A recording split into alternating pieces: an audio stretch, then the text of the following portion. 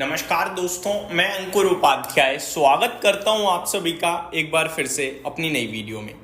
दोस्तों, crude oil की band बज गई है और जिसकी वजह से काफ़ी सारे स्टॉक्स तूफानी तेजी से भागते हुए दिख रहे हैं।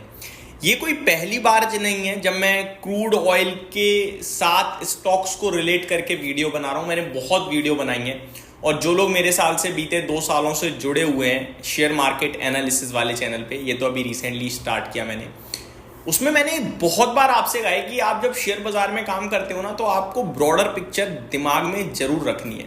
जो लोग केवल स्टॉक को देखते हैं, उसका प्राइस देखते हैं, ऊपर नीचे करके सौदा लेकर बेच देते हैं ना, वो शेयर बाजार में लंबे समय तक टिकते ही नहीं है। ये फैक्ट है। कितना भी आप कोशिश कर लो, नहीं टिकोगे, पैसा चला जाएगा।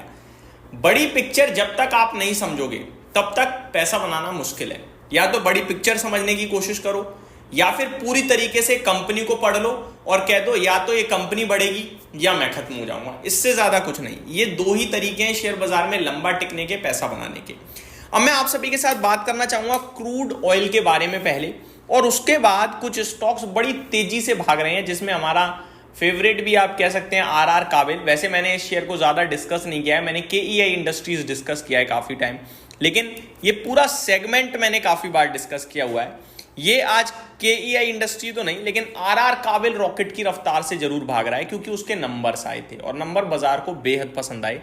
हालांकि इसकी खुशी केईआई इंडस्ट्रीज भी बना रहा है, उसके भी नंबर्स आने हैं, लेकिन कल नंबर्स से पहले आज केईआई इंडस्ट्रीज विदाउट नंबर्स 5-6% ऊपर, ये भी दिख रहा है। अब मैं पहले आपके साथ बात करना चाहूंगा दोस्तों क्रूड के बारे में, कच्चे तेल के बारे में। करीब 2.5% नीचे है कच्चा तेल आज फिर से, और ब्रेंट क्रूड की बात करूं तो $60 पे आ गया है भाई।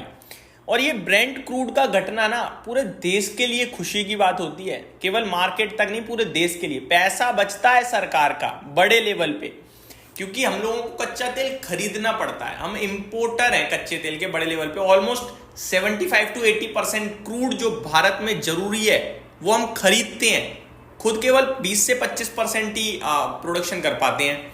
तो ये आपको दर्शा रहा है कि कच्चे तेल के दाम जितने घटेंगे उतना देश को सस्ता मिलेगा कच्चा तेल।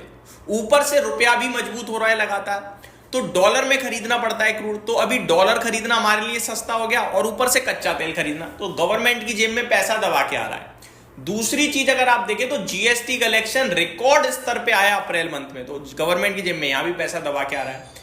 तो जब सरकार के पास इतनी भारी मात्रा में पैसा आ रहा है, तो मुझे लगता है आपको कहीं ना कहीं पॉजिटिव रहना चाहिए, पॉजिटिव सोचना चाहिए। अब क्रूड के नीचे आने से किसे फायदा होगा? जो कच्चे तेल को खरीदते हैं उन सबको फायदा, जिसमें पहला नाम आता है पेंट कंपनीज का, जो कि है Asian paint, Berger paint, Kansai Nerolac, और भी बाजार में 3-4 लिस्टेड पेंट कंपनियां हैं। लेकिन बड़े लेवल पे पेंट कंपनियों में एशियन पेंट क्रूड से ज्यादा रिलेट करता है, ज्यादा ट्रेड करता है क्रूड पे। एशियन पेंट के शेयर में भी आज 1-1.25% के करीब की तेजी देखने को मिल रही है आप सभी को। किस लिए? क्योंकि कच्चा तेल नीचे है और बाजार के सेंटीमेंट्स भी पॉजिटिव हैं। सेकंड, कच्चे तेल से डायरेक्ट किसे फायदा होता है? ऑयल कंपनी की बात करेंगे पहले, ओएमसीज की, ऑयल मार्केटिंग कंपनीज की। आईओसी, बीपीसीएल, एचपीसीएल, तीनों के तीनों रॉकेट हुए पड़े हैं भाई साहब। बड़ा फायदा होता है इन कंपनीज को कच्चे तेल के घटने से, ठीक है जी। तो यहां शानदार तेजी है। ऑब्वियस है जो कच्चे तेल को बेच रहे हैं उनके लिए नेगेटिव है, जिसमें ऑयल एंड नेचुरल गैस का नाम आ जाता है, जिसमें रिलायंस का नाम आ जाता है। हालांकि इनमें कोई करेक्शन नहीं दिख रही है आज बाजार के मूड माहौल के साथ, बट इनमें थोड़ा सा नेगेटिविटी रहती है। बात करें दोस्तों आरआर काबिल की, तो रिजल्ट्स के बाद 18% की तेजी आपको आरआर काबिल के शेयर में आज देखने को मिल रही है। शानदार तेजी में आता हुआ दिख रहा है आरआर काबिल का शेयर, और इसी के साथ केईआई इंडस्ट्रीज में भी 5-5.5% की तेजी दिख रही है, क्योंकि एक ही सेगमेंट से आते हैं, एक ही सेक्टर से आते हैं, तो वहां भी तेजी बन रही है। ये पूरे सेक्टर में बड़ी गिरावट आई थी बाजार की करेक्शन में। साथ ही साथ अल्ट्राटेक ने जब 1800 करोड़ का केपेक्स अनाउंस करा था कि वायर एंड केबल सेगमेंट में वो आएंगे, उसके बाद इस सेक्टर में थोड़ी ज्यादा तेज गिरावट पड़ी। लेकिन at the end market participants को समझ में आया कि 1800 करोड़ से ज्यादा कुछ डिसरप्शन नहीं आ सकता है, और ये जो फैसिलिटी लगाएंगे ये 3 साल लेगी शुरू होने में, 2 साल लेगी काम को थोड़ा फैलाने में, और 5 साल में इंडस्ट्री डबल हो जाएगी। तब तक उसका मैटर ही नहीं, वैल्यू ही नहीं करती वो फिर इतनी बड़ी केपेक्स। आगे बात करें दोस्तों तो आज पूरे अदानी ग्रुप में भी काफी शानदार तेजी दिख रही है, और उसके पीछे का रीजन है कुछ खबरें हवा में उड़ रही हैं, ब्लूमबर्ग के हवाले से कह सकते हो, अनऑफिशियल कह सकते हो, कि अदानी ग्रुप के ऑफिशियल्स यूएस में ट्रम्प साहब के ऑफिशियल्स के साथ बातचीत कर रहे हैं। जो ब्राइब के इनके ऊपर केस लगे थे, प्रोब जो जांच में जो थोड़ा रिश्वत के आरोप लगे थे, उसको डिसमिस कर दिया जाए। और इसी खबर के चलते स्टॉक्स भाग रहे हैं। साथ ही साथ अदानी ग्रुप की कंपनीज के नंबर्स भी काफ़ी शानदार आ रहे हैं, जिन पे स्टॉक्स रिएक्ट करते हुए दिख रहे हैं।